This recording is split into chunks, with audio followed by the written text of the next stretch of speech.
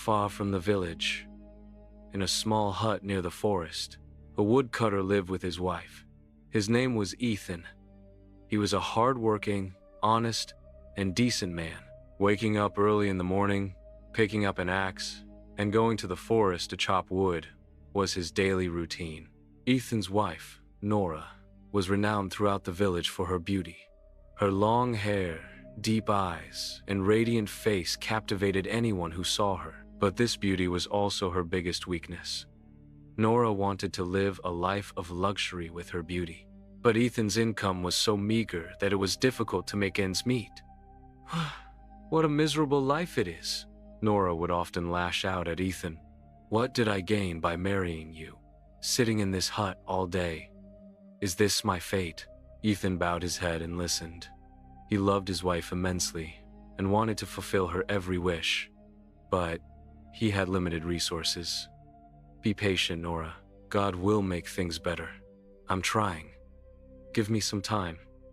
Nora smiled in response, but deep inside, her patience had run out. One day, while Ethan was away in the forest, a wealthy man from the village, Jack, came to her hut. Jack, one of the village's wealthiest men, had long been enamored of Nora's beauty. "How are you, Nora?" Jack said in a sly voice. "I've brought you this gift." He extended a beautiful silk scarf to Nora. Nora initially refused, but the color and softness of the scarf tempted her. She asked shyly, "Why are you giving me a gift?" "Your beauty compels me. I can give you everything you don't even dream of. Gold jewelry, silk clothes, delicious food, a huge palace, all of this could be yours." Nora's eyes sparkled. She listened to Jack's words and slowly started to grow closer to him. Ethan sensed a change in his wife, but he couldn't understand what was really going on. Whenever he returned home late, Nora would taunt him and complain, "I can't live this kind of life. Ethan, I want nice clothes, jewelry, and good food. You can never give me all this." Ethan held her hand and said, "I'm going to work harder than I did today." "I will, Nora. Please don't leave me." Nora freed his hand and walked out of the house. She was heading straight for Jack's palace. "I am ready to go with you," she told Jack. "But I need you to promise me that you will never let me lack anything." Jack smiled and took her hand. "That's my promise, Nora. You will be the queen of my palace." That night, when Ethan returned home, he found the house empty. He kept calling out for Nora, but there was no response. He searched the entire village, but Nora was nowhere to be found. Finally, a neighbor told him that Nora had been seen with Jack. Ethan was heartbroken. He cried all night, cursing his fate. Nora was the purpose of his life, and now she was gone. But as morning came, Ethan gathered himself. He didn't give up. He told himself, life goes on. He picked up his axe and headed for the forest. That day, he worked harder than ever. He chopped as much wood as he could. His hands were injured, but he didn't stop. But Ethan didn't want to go home. An empty house would only make his wounds worse. He took a deep breath. They decided to rest under an old tree. The tree was huge and dense. As Ethan cleared a place to sit, he noticed something strange buried in the ground. Full of curiosity, Ethan began digging. After a little digging, his hand stumbled upon an iron box. With great difficulty, he pulled it out of the ground. The box was very old and rusty. Ethan tried to break the lock with his axe, and within minutes, it broke. As he lifted the lid, his eyes lit up. The box was filled with gold coins and precious stones. "Oh, Allah," Ethan exclaimed. He couldn't believe his eyes. It was treasure. Some ancient treasure that someone had hidden under the tree. Ethan wondered what he should do about it. Should he tell the villagers? At a time when his life had become desolate, he wrapped the treasure in his clothes and started towards his home. After reaching home, he hid the box in a safe place and went to sleep. As soon as morning came, Ethan set out for the town nearest the village. He took some gold coins with him so that he could sell them. There was a goldsmith in the town who bought old coins. "Can you tell me the price of these coins?" Ethan asked the goldsmith. The goldsmith looked at the coins and was astonished. "These are very old and valuable coins. Each coin is worth a huge amount. Where did you get such precious coins from?"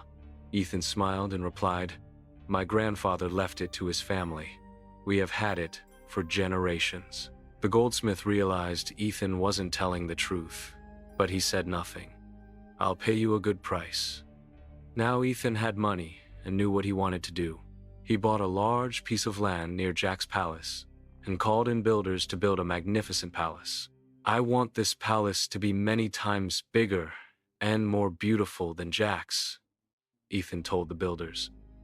There's no shortage of men. In a few months, Ethan's palace was ready. It was truly magnificent, much bigger and more beautiful than Jack's. Ethan abandoned his old woodcutter attire and now wore expensive suits, drove expensive cars, and was surrounded by servants. Ethan's story spread like wildfire through the villages. As soon as Ethan entered the palace, a grand feast was held. Everyone in the village was invited. Jack and Nora were given a special treat. Nora, now Jack's second wife, was astonished when she learned that Ethan had become so wealthy. Both she and Jack attended the feast, filled with curiosity about how it all happened. During the feast, Ethan announced, "I have invited you all here today because I want to tell you my story. I was once a poor woodcutter who lived in a small hut with my wife, Nora."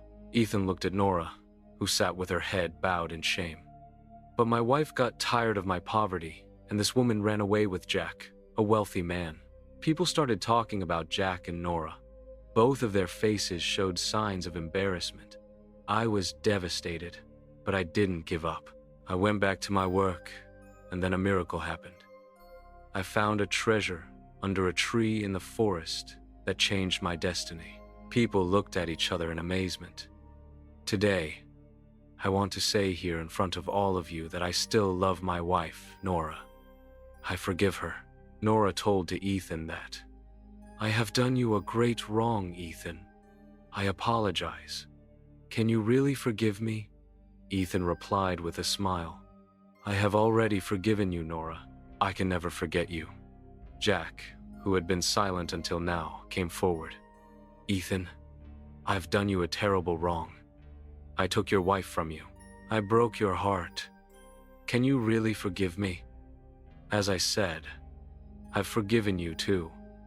It was because of you that I was able to find my treasure." Nora looked at Ethan with tears in her eyes. "I want to come back, Ethan. I've realized my mistake." At this moment, Jack stood in front of everyone and announced, "I divorced Nora. The woman who left her husband for money can leave me too tomorrow." Silence fell over the hall. Nora's face showed a mixture of shock and fear. "Jack, what are you saying?" "I've made my decision, Nora. I can't keep you," Jack replied sternly. "You're proven that money and pleasure are more important to you than loyalty and love." Now Nora was helpless. She had no home, no support. She looked at Ethan with hopeful eyes. "Ethan, I made a mistake. Now I understand that love and loyalty are more important than money. Will you take me back? Can you accept me?" Nora asked with tearful eyes. Ethan was silent for a moment. Then he said softly, "I told you I forgave you, Nora, and that's true. But forgiveness doesn't mean we can get back together. But you said you loved me."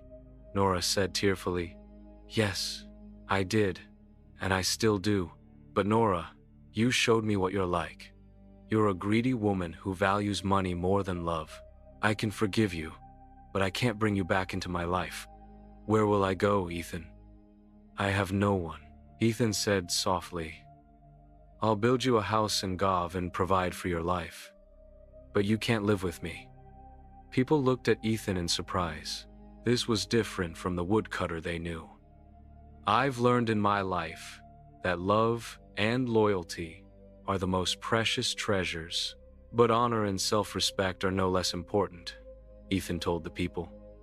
I can't bind myself to this woman who abandoned me in my darkest hour.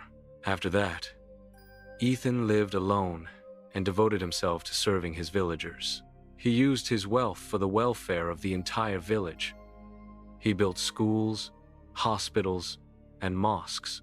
He provided employment to the poor and helped them stand on their own feet. Nora lived alone in another part of the village.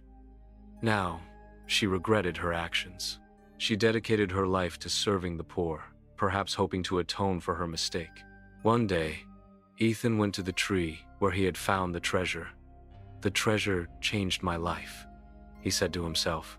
But the real treasure wasn't what I had dug out of the ground. The real treasure was learning that valuing love and loyalty and maintaining one's self-respect is the greatest wealth in the world. Ethan became the benefactor of his village, and Nora regretted her actions for the rest of her life. Sometimes, she would look at Ethan from a distance and think, if only she hadn't been greedy, she would be living a happy life today. Friends, this is a truly wonderful story for those who consider money their everything. Earning a lot of money isn't a bad thing, but making bad decisions out of greed can ruin your life. So, be cautious and subscribe to our channel. Press the bell icon, and be sure to like and share this video.